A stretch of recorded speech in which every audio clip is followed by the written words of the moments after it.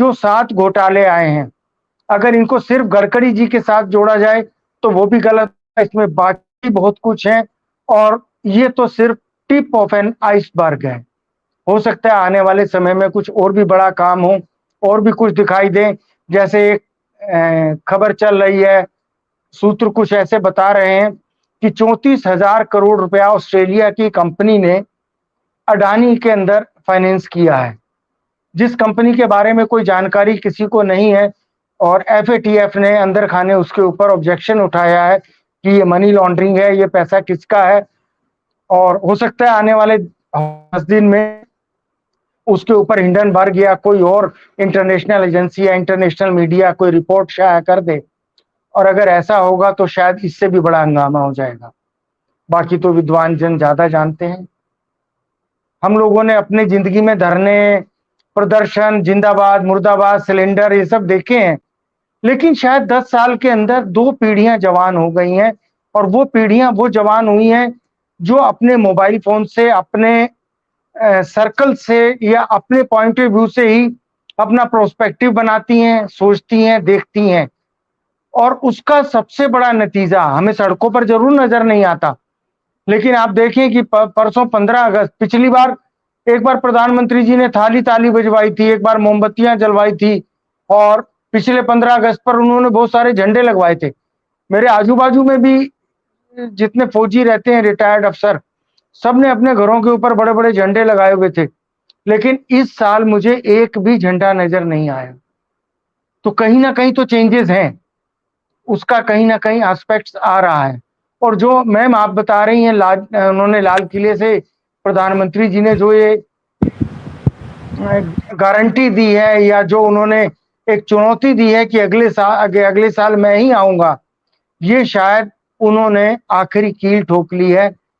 क्योंकि हम सिर्फ अपने सर्कल से बाहर निकलकर अगर ग्लोबल विलेज में देख लें तो कोई नहीं चाहेगा कि विश्व में कहीं भी अशांति हो या 140 करोड़ की मार्केट में कोई ऐसी डिस्टरबेंस हो या आज की डेट में कोई ऐसा तानाशाह आ जाए जो इलेक्शन को साइडलाइन करके, इलेक्शन कमीशन को साइडलाइन करके काबिज होने के बारे में सोचे भी।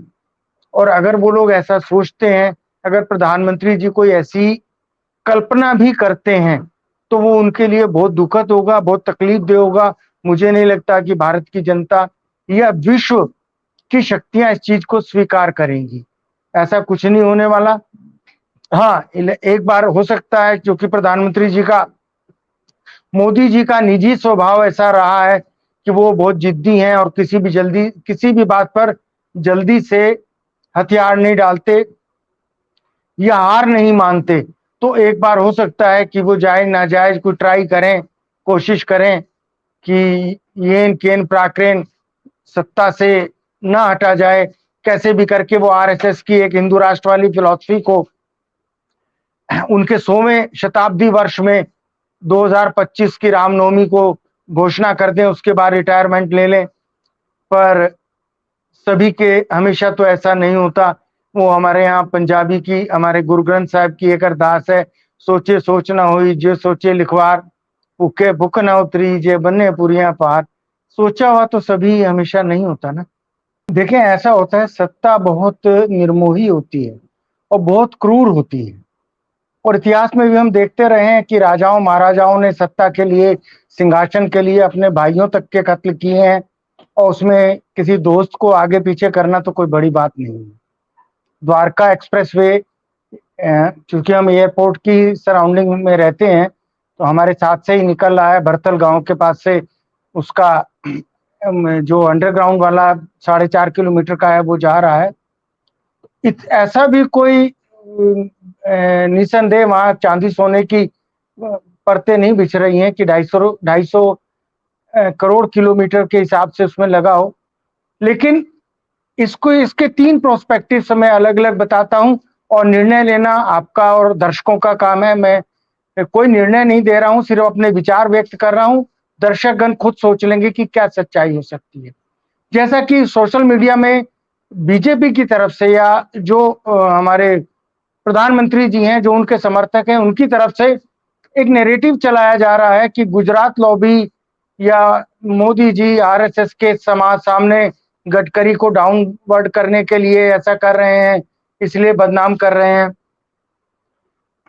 लेकिन अगर ऐसा होता तो एक तो गडकरी जी ने व्यक्तिगत रूप से लेटर लिखा है प्रधानमंत्री जी को, जो कुछ लोगों को लीक हो गया है, जिसमें वो कहते हैं कि अपनी सफाई दे रहे हैं।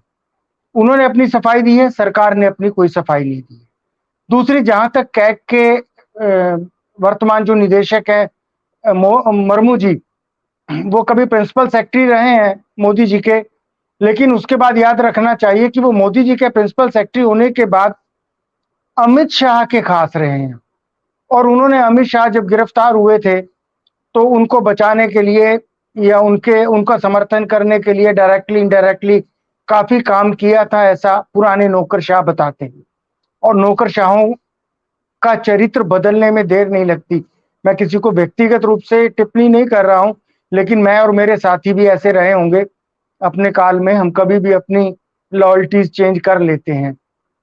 तीसरी और सबसे अहम बात है, जिसका मुझे थोड़ा बहुत अनुभव है, मैंने अध्ययन किया है, एजेंसियों के काम कैसे होते हैं, एजेंसियों की कारकर्दगी कैसी होती है। चाहे वो ईदी अमीन रहे हों, चाहे वो फिदेल कास्त्रो हों, चाहे वो सद्दाम हुसैन हों, या हमारे डॉक्टर मनमोहन सिंह ही हों। जब इन लोगों को किसी को हटाना या सत्ता से बदलना होता है तो वो उसका सबसे पहला काम चरित्र हनन कर देते हैं। और इस दुनिया में ऐसा कोई राजनेता नहीं है, महात्मा गांधी जी को भी मैं इसमें अपवाद नहीं मान सकता, कि जिसने कभी कोई गलती ना की हो। हाँ, बहादुर वो होता है जो अपनी गलती करे तो स्वीकार कर लेता है, वो कायर होता है जो अपनी गलती स्वीकार नहीं करता। गांधी जी भी कहते थे कि माफी मांगना सबसे बड़ी बहादुरी है और सबसे बड़ी हिम्मत वाला काम होता है। तो एजेंसियां इंडिकेशन देती हैं, हटाती हैं। आपको याद हो, पटना के प्लेटफॉर्म पर पॉर्न फिल्म चल गई थी, उसके फौरन बाद तिरित सोमैया की फिल्म एक वायरल हो गई। और अभी हमारे पड़ोस के देश में मरियम नवाज शरीफ कोई प्रोग्राम कर रही थी कृषि के ऊपर, तो उसके बीच में पॉर्न फिल्म आ गई। प्रधानमंत्री जी के भाषण देते देते कई बार टेलीप्रॉम्प्टर आउट ऑफ रेंज हो गया या वो काम करना बंद कर दिया। तो इन सब छोटी छोटी कड़ियों को जब आप जोड़ेंगे तो आपको लगेगा कि कहीं ना कहीं परिवर्तन के लिए ऐसा कुछ किया जा रहा है, जो जहां तक हमारे जैसे आम आदमी की सोच भी नहीं होती, हमारे जैसा साधारण आदमी सोच भी नहीं सकता कि कैसे प्रोस्पेक्टिव चेंज होते हैं, कैसे पब्लिक का माइंडसेट चेंज होता है, कैसे पब्लिक की सोच चेंज होती है। बाकी जो 7 घोटाले आए हैं, अगर इनको सिर्फ गडकरी जी के साथ जोड़ा जाए तो वो भी गलत है, इसमें बाकी बहुत कुछ है और ये तो सिर्फ टिप ऑफ एन आइसबर्ग है। हो सकता है आने वाले समय में कुछ और भी बड़ा काम हो और भी कुछ दिखाई दे। जैसे एक खबर चल रही है, सूत्र कुछ ऐसे बता रहे हैं कि 34,000 करोड़ रुपया ऑस्ट्रेलिया की कंपनी ने अडानी के अंदर फाइनेंस किया है, जिस कंपनी के बारे में कोई जानकारी किसी को नहीं है। और एफएटीएफ ने अंदर खाने उसके ऊपर ऑब्जेक्शन उठाया है कि ये मनी लॉन्ड्रिंग है, ये पैसा किसका है।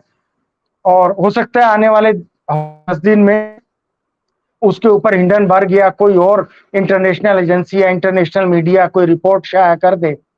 और अगर ऐसा होगा तो शायद इससे भी बड़ा हंगामा हो जाएगा। बाकी तो विद्वान जन ज्यादा जानते हैं। आप हमसे जुड़े रहने के लिए सब्सक्राइब करें YouTube पर, फॉलो करें Twitter पर और लाइक करें Facebook पर।